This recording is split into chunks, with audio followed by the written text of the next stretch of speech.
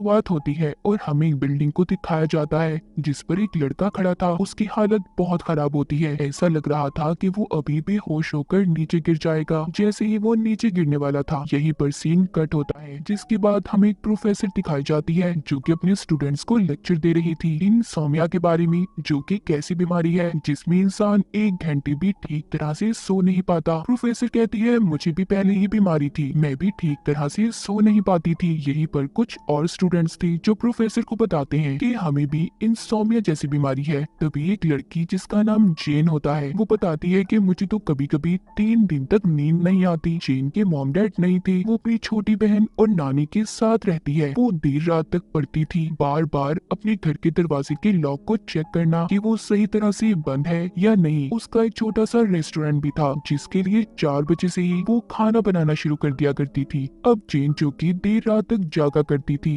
एक रात उसकी बहन घर नहीं आती। जब वो सुबह अपने घर पहुंचती है तो जेन अपनी बहन पर बहुत गुस्सा थी। वो उससे पूछती है कि तुम देर रात तक घर से बाहर क्यों थी और अब कहां से आई हो। उसकी बहन उसे कोई जवाब नहीं देती और अंदर चली जाती है। तभी उसे बैंक से एक लेटर मिलता है कि उसे जल्द से जल्द अपना लोन कर्जा पूरा अदा करना होगा। जेन परेशान हो जाती है। वो सोचती है कि इतनी जल्दी वो ये सब कैसे करेगी। उसे अब पढ़ाई छोड़कर कोई नौकरी करनी थी। वो इस बारे में अपनी प्रोफेसर से भी बात करने जाती है। ये वही प्रोफेसर थी जो हमने कहानी के शुरू में इंसोम्निया के बारे में लेक्चर देते हुए देखी थी। वो कहती है, जेन मुझे तो लगता है कि तुम जैसे स्टूडेंट को पढ़ाई नहीं छोड़नी चाहिए, क्योंकि जेन पढ़ाई में बहुत अच्छी थी। हाँ, अगर तुम चाहो तो पार्ट टाइम लैब में जॉब कर सकती हो, मगर उन पैसों से भी तुम लोन पूरा नहीं अदा कर सकती। वो अब जेन को एक जर्मन लैब का कार्ड देती है। कहती है, ये कंपनी तुम्हारी जैसी मरीजों पर रिसर्च कर रही है, यानी कि इंसोम्निया जिन लोगों को नींद नहीं आती, तुम वहाँ पर जाना, वो लोग तुम्हारे कुछ टेस्ट करेंगे और इसके बदले में वो तुम्हें बहुत से पैसे भी देंगे। ये प्रोफेसर की बात सुनकर लैब में पहुंच गई थी। उधर सबसे पहले उसे एक वीडियो दिखाई जाती है जिसमें बताया जा रहा था कि हमारा ब्रेन, दिमाग कुछ हार्मोन्स बनाते हैं, उसके जरिए हम कोमा में मरीजों का इलाज कर सकते हैं। और ये जब ही बनेगा जब इंसान जागता रहता है। अगर सो जाए तो ये हार्मोन हमारे जिस्म में नहीं बन सकता। और इसी टेस्ट के लिए आप यहाँ पर हैं। इसी रिसर्च प्रोग्राम का नाम है डीप, जो कि इस मूवी का नाम भी है, जिसके 3 लेवल है। ये वीडियो खत्म होने के बाद वहाँ पर एक डॉक्टर आता है जो जेन के सवालों का जवाब दे रहा था। वो बताता है कि ये हार्मोन इंसोम्निया के मरीजों में पाया जाता है जिन्हें नींद नहीं आती, और इसीलिए तुम भी हमारे इस प्रोजेक्ट का हिस्सा बन सकती हो। जेन डॉक्टर से पूछती है, अच्छा तो इसके बदले में मुझे कितने पैसे मिलेंगे। वो बताता है, 1 लेवल पूरा करने पर तुम्हें 1 लाख मिलेगा। जेन पैसे सुनते ही प्रोजेक्ट के पेपर्स पर साइन कर देती है। डॉक्टर अब उसकी गर्दन के पीछे एक चिप को इंजेक्ट डाल देता है। वो बताता है कि ये चिप तुम्हारे दिमाग से हार्मोन जब तक जमा करती रहेगी जब तक तुम जागती रहोगी, और जब ये चिप पूरी तरह से भर जाएगा तुम्हारा पहला लेवल पूरा हो जाएगा। वो इसके हाथ पर एक वॉच घड़ी बांध देता है। वो बताता है कि ये घड़ी बताती रहेगी कि तुम्हारे चिप में कितना हार्मोन जमा हुआ है, और जब तक ये घड़ी 100% तक नहीं जाएगी तुम्हें इस घड़ी को नहीं उतारना। और हाँ, एक और बात, ये हमारा सीक्रेट खुफिया प्रोजेक्ट है, इसके बारे में तुम किसी को कुछ नहीं बताओगी। फिर आखिरी बार डॉक्टर ये बताता है, अगर गलती से भी तुम सो गई,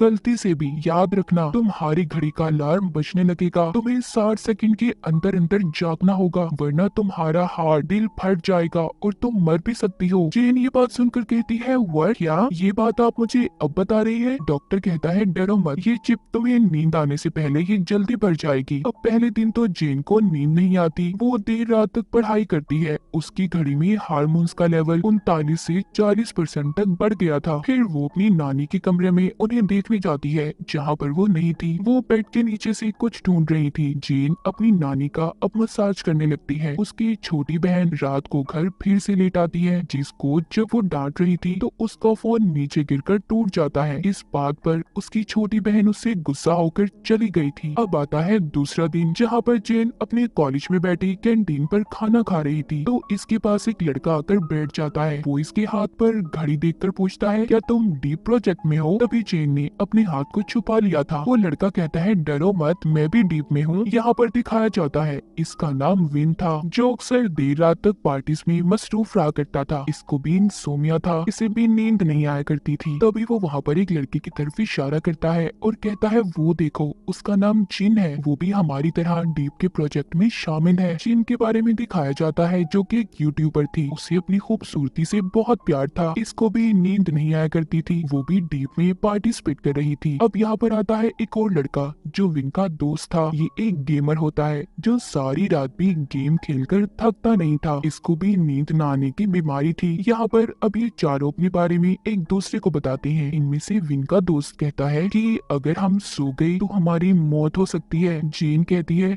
हमें नींद नहीं आ सकती, हमारी तरह इंसोम्निया के मरीज नींद तो हमारी करीब नहीं आती। फिर यहाँ पर ये बातें करते हैं और बहुत ज्यादा खुश भी थे कि पहला लेवल पूरा करने के बाद इन्हें बहुत से पैसे मिलेंगे। ये एक दूसरे का नंबर भी लेते हैं। 3 दिन के अंदर अंदर इन चारों ने 100% पूरा कर लिया था, यानी कि पहला लेवल पूरा हो चुका था। सभी बहुत खुश थे। अब ये उस डॉक्टर के पास जाकर अपने अपने पैसे ले लेते हैं। इतने सारे पैसे इन्होंने पहली बार देखे थे, समझ नहीं आ रहा था कि वो इन पैसों का क्या करते। विन का दोस्त तो गेमिंग गैजेट खरीद लेता है तो जिन महंगा सा फेशियल करवाती है, जबकि विन ने महंगी सी गाड़ी खरीद ली थी। वो वहाँ पर एक बाइक भी देखता है और सोचता है कि काश ये भी मेरे पास होती। उधर जेन ने अपने बैंक के लोन का कुछ हिस्सा अदा कर दिया था। वो वहाँ पर एक महंगा सा फोन भी देखती है तो उसे अपनी बहन की याद आती है जिसका फोन टूट चुका था।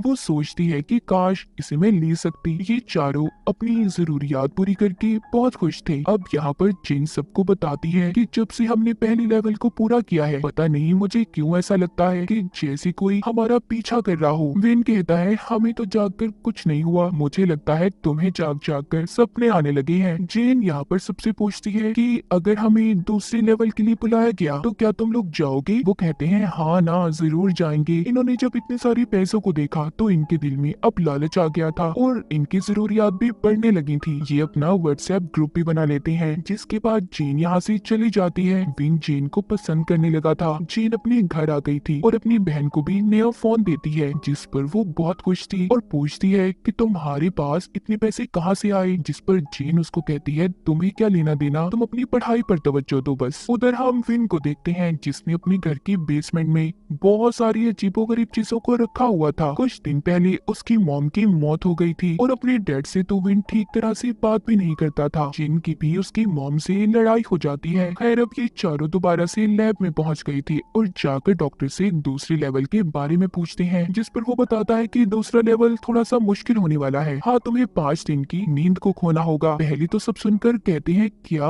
5 दिन ऐसे हम लगातार जागते रहेंगे, बिना सोए हम कैसे रहेंगे? तभी चेन पूछती है अच्छा आप हमें कितने पैसे देंगे? जिस पर वो बताता है कि 5 लाख। ये सुनकर तो सब खुशी से पागल हो गए थे और यहीं पर ही सपने देखने लगते हैं। विन ने नई बाइक लेनी थी, चिन जो कि प्लास्टिक सर्जरी करवाकर बहुत खूबसूरत हो जाती है। विन का दोस्त जो चिन को पसंद करता था उसने तो उससे शादी भी कर ली थी और जेन ने अपना सारा लोन अदा कर दिया था। ये खुशी खुशी दूसरे लेवल के लिए तैयार थी। अब दूसरे लेवल के तीसरे दिन को दिखाया जाता है, जहाँ पर विन के दोस्त को अभी से नींद आने लगी थी और वो सो भी जाता है, मगर घड़ी के अलार्म से वो जाग गया था। इन चारों की हालत दूसरे लेवल में ना सोने की वजह से बहुत खराब थी। 3 दिन बाद भी इनके हार्मोन का लेवल बहुत कम था, सबसे कम चिन का था। तभी वो जाते हुए देखती है कुछ और लड़कियों ने भी घड़ी को बांधा हुआ है, क्या वो लोग भी डीप में थी? उधर जिन जो अपने घर पर थी उसकी हालत भी खराब थी। उसकी बहन बेटी गिटार बजा रही होती है तो उसे उस पर गुस्सा आता है, वो उसे जाने का कहती है। जिन की बहन उससे कह रही थी कि पता नहीं ना जाने तुम्हें क्या हो गया है, जब से तुम्हारे पास पैसे आए हैं तुम बदल सी गई हो। मगर ये सब कुछ तो जिन के साथ ना सोने की वजह से हो रहा था। जिन अपनी बहन की बातें सुनकर वहाँ से चली गई थी। तभी उसकी बहन उसके टेबल पर उसी जर्मन लैब की कार्ड को देखती है और अब अगले सीन में हमें दूसरे लेवल का चौथा दिन दिखाया जाता है, जब जेन और बाकी सभी लैब में एक लाश पर रिसर्च कर रहे थे। दरअसल ये सभी मेडिकल के स्टूडेंट्स थे। तभी जेन को लगता है लाश बोल रही है। जब ये कपड़ा हटाकर देखती है तो इसे अपनी नानी का चेहरा नजर आता है, जिसे देखकर इसने चीख मार दी थी। ना सोने की वजह से जेन को अब हेलुसिनेशन होने लगी थी। जब ये चारों इकट्ठे बैठते हैं तो आपस में बातें करते हैं कि इतने दिन बाद भी इनकी घड़ी हार्मोन लेवल इतना कम बता रही है। यहाँ पर सिर्फ विन का ही हार्मोन लेवल ज्यादा था। जेन पूछती है क्या तुम वर्कआउट, एक्सरसाइज, वर्जिश वगैरह करते हो? विन कहता है हाँ मैं बास्केटबॉल खेलता हूँ। जेन कहती है इसका मतलब हमें अपने जिस्म को एक्टिव रखना होगा, जैसे हम खुद को जगा रहे हैं हमें अपने जिस्म को भी जगाना होगा। विन कहता है तो ये बात है, चलो हम ऐसा ही करते हैं। अब ये चारों खूब मौज मस्ती करते हैं, पार्टीज करते हैं, इन्हें बहुत मजा आ रहा था। यहाँ पर विन इन्हें एक ड्रग दिखाता है जिसे पीने से नींद नहीं आती। जेन पूछती है कि ये तुम्हें कहाँ से मिला, ये आम मार्केट में तो नहीं मिल सकता। विन कहता है हाँ मैं जानता हूँ, मैंने इसे लैब से चुराया है। जीन कहती है क्या तुम जानते हो, तुम्हें इस सिलसिले में पुलिस पकड़ कर ले जा सकती है। वो उससे कहता है डरो मत, ऐसा कुछ नहीं होता, एक तो तुम डरती बहुत हो। वो उसे जूस में मिक्स करता है। सबसे पहले वो खुद पीकर दिखाता है, देखो मुझे कुछ हुआ नहीं ना। अब वो भी तीनों अपने जूस में उस ड्रग को डालकर पी जाती हैं क्योंकि इन्हें जागना था। ये अब गाने लगाकर खूब मस्ती करते हैं। तभी जेन को न जाने क्या हो गया था, वो ज़ॉम्बी की तरह चलते हुए आगे जाकर खूब डांस करती है। दरअसल ये इनके साथ उस ड्रग की वजह से हो रहा था। इधर दूसरी तरफ जेन विन के दोस्त के कमरे में जाती है जहाँ पर उसे अपनी ही आवाज आ रही थी। जब वो जाकर देखती है तो कंप्यूटर स्क्रीन पर उसकी वीडियोस चल रही होती हैं। उसे यहाँ पर समझ आती है कि जो उसे लगता था कि कोई उसका पीछा कर रहा है वो कोई और नहीं बल्कि विन का दोस्त था। जिनको अब ये लगने लगा था कि ये कोई साइको लवर पागल आशिक है। ये सोच कर वो टेंशन में बेहोश हो जाती है। उसकी घड़ी का अलार्म भी बजने लगा था। तभी कमरे में बाकी तीनों भी आ जाते हैं। विन का दोस्त उसकी ऐसी हालत देखकर बहुत रोता है। वो कहता है ये सारी तैयारी तो मैंने बस इसलिए की थी कि मैं इसे बता सकूं कि मैं इसे कितना प्यार करता हूँ। जेन देखती है जेन को सांस आना बंद हो गया था। वो जल्दी से उसे सीपीआर देती है, यानी कि वो उसे अपने मुंह से सांस दे रही थी। आखिर कुछ सेकंड में जेन को होश आ गया था। वो देखते हैं इसी दौरान उनकी घड़ियों पर हार्मोन्स का लेवल भी 100% हो जाता है, यानी कि इन्होंने दूसरे लेवल को पूरा कर लिया था। ये अधमरी हालत में अब डॉक्टर के पास जाते हैं और उससे कहते हैं कि हमारे पैसे दे दो। डॉक्टर कहता है वाह तुमने तो दूसरा लेवल पार कर लिया जिसको आज तक कोई भी नहीं कर पाया, तुम लोग तीसरा लेवल भी कर सकते हो। वो कहते हैं नहीं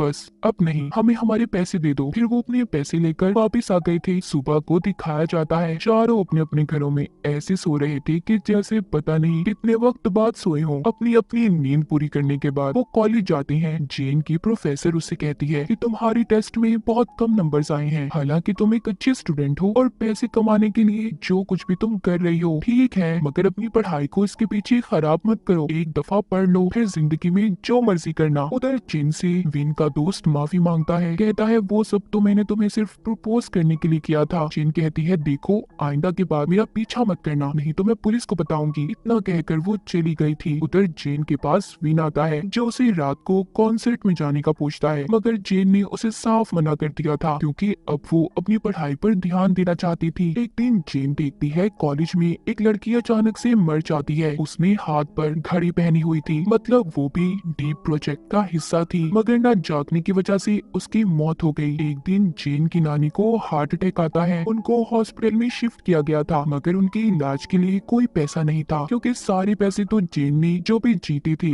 उसने उससे लोन अदा कर दिया। तभी उसकी बहन पैसे लेकर आती है। पैसों वाले पैकेट पर उसी कंपनी का लोगो था। वो अपनी बहन से पूछती है कि तुम्हारे पास ये पैसे कहाँ से आए। वो कहती है क्या तुम भी पैसे कमा सकती हो, मैं नहीं, जहाँ से तुम लाई थी वहीं से मैं ये पैसे लेकर आई हूँ। वो जब अपनी बहन की गर्दन को देखती है जिसके अंदर चिप इंजेक्ट थी, जिसके बाद उसकी बहन भी वहाँ से चली गई थी। जीन अपनी बहन के लिए बहुत परेशान थी। वो किसी भी तरह अपनी बहन को बचाना चाहती थी। वो उसे ढूंढने अब लैब में जाती है जहाँ पर डॉक्टर ने उसकी गर्दन के पीछे तीसरे लेवल की चिप को डाल दिया था। वो कहता है अगर तुम और तुम्हारे दोस्त तीसरे लेवल के लिए मान जाते हैं तो मैं ये चिप तुम्हारी बहन की गर्दन से निकाल दूंगा। जीन अब बहुत परेशान थी। एक तरफ तो उसकी नानी हॉस्पिटल में होती है तो दूसरी तरफ उसकी बहन मौत के मुंह में थी। वो ये सब बातें अपने दोस्तों को बताती है। विन तो सुनकर फौरन मान गया था, मगर जिन और विन का दोस्त मना कर देते हैं। वो अपनी जान को खतरे में डालना नहीं चाहते थे। अब अगले दिन जीन, उसकी बहन और विन लैब में पहुंच गए थे तीसरे लेवल को पार करने के लिए। तभी यहाँ पर विन का दोस्त भी बैठा था। कहता है यार मैंने बहुत सोचा पर दोस्ती के लिए मैं कुछ भी कर सकता हूँ। उधर जिन भी आ गई थी। अब ये खुशी खुशी डॉक्टर के पास जाते हैं। यहाँ पर जिन से जिन पूछती है मैं जानती हूँ तुम्हारे पास कोई प्लान, कोई आइडिया होगा जिससे हम तीसरे लेवल को भी पार कर लेंगे। वो कहती है हाँ, मैंने अपनी कॉलेज की प्रोफेसर से मदद ली है जिसने मुझे इस डीप एक्सपेरिमेंट के बारे में बताया था। वो हमें लैब में जगह देंगी, जब तक हम इस लेवल को पार न कर ले हम वहीं पर रहेंगे। अब वहाँ लैब में प्रोफेसर इन्हें नींद न आने का इंजेक्शन भी लगाती है। प्रोफेसर कहती है कि मुझे माफ कर दो बच्चों, मेरी वजह से तुम फंस गए हो, मैं तुम्हारी मदद करूंगी। अगर कोई भी परेशानी हुई तो तुम मुझे यहाँ पर लगी इंटरकॉम से राब्ता कर सकते हो। अब पहला दिन तो इनका नॉर्मल गुजर जाता है। ऐसे ही यहाँ पर रहते रहते इन्हें 6 दिन हो गए थे। इसका मतलब ये 6 दिन से लगातार जाग रहे थे। इनके दोस्त को तेज रोशनी दिखाई देती है। उसके दिमाग में गेम्स की आवाजें आ रही थी। उधर चिन जब अपना मुंह धोने जाती है तो उसे अपने चेहरे पर एक पिंपल दाना दिखाई देता है। एक पिंपल से कई पिंपल्स बन गए थे। उसका खूबसूरत चेहरा बिगड़ चुका था। उधर जेन को खून आता दिखाई देता है। उसे ऐसा लग रहा था कि जैसे उसकी बहन मर गई हो। विन को भी एक औरत बुलाती दिखाई देती है जो कि उसकी मॉम थी,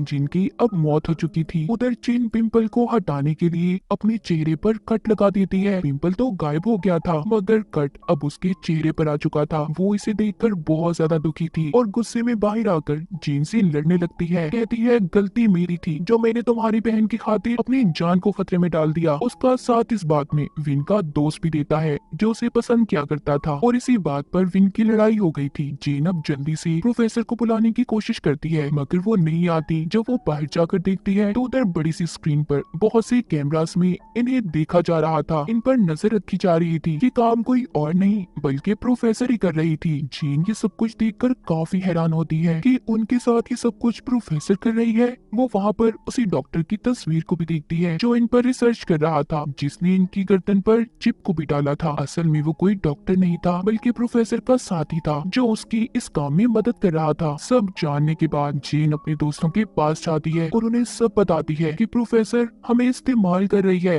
ये सारा प्लान उनका है। सब पुलिस को फोन करने की कोशिश भी करते हैं। तभी उन्हें प्रोफेसर की आवाज आती है जो कह रही थी तुम्हारे फोन यहाँ पर काम नहीं करेंगे। सभी बहुत ज्यादा परेशान हो जाते हैं। 7वें दिन सबकी हालत अधमरी थी क्योंकि एक हफ्ता हो गया था। ये लोग सोए नहीं थे। यहाँ पर जेन सभी कैमरास को तोड़ रही थी। विन भी होश हो जाता है। उसे अपने सपने में अपनी मॉम नजर आ रही थी। तभी कुछ देर के बाद विन की घड़ी जब 0% होता है तो वो मर चुका था। प्रोफेसर उसे लैब से बाहर लाकर उसकी चिप को निकाल लेती है। तभी पीछे से विन उसके सर में डंडे से वार करता है जिससे प्रोफेसर नीचे गिर गई थी। अब यहाँ पर हमें इनका प्लान समझ आता है। दरअसल ये सभी मेडिकल के स्टूडेंट थे तो विन ने यहाँ पर ऐसी दवाई का इस्तेमाल किया था जो इंसान की दिल की धड़कन को कुछ देर के लिए बंद कर देती है और ऐसा लगता है कि वो मर गया। ये सब इन्हीं का प्लान था। सभी प्रोफेसर के पास आते हैं और पूछते हैं कि आपने ऐसा क्यों किया हमारे साथ। यहाँ पर प्रोफेसर पर्दा हटाकर एक मरीज दिखाती है। दरअसल ये वही लड़का था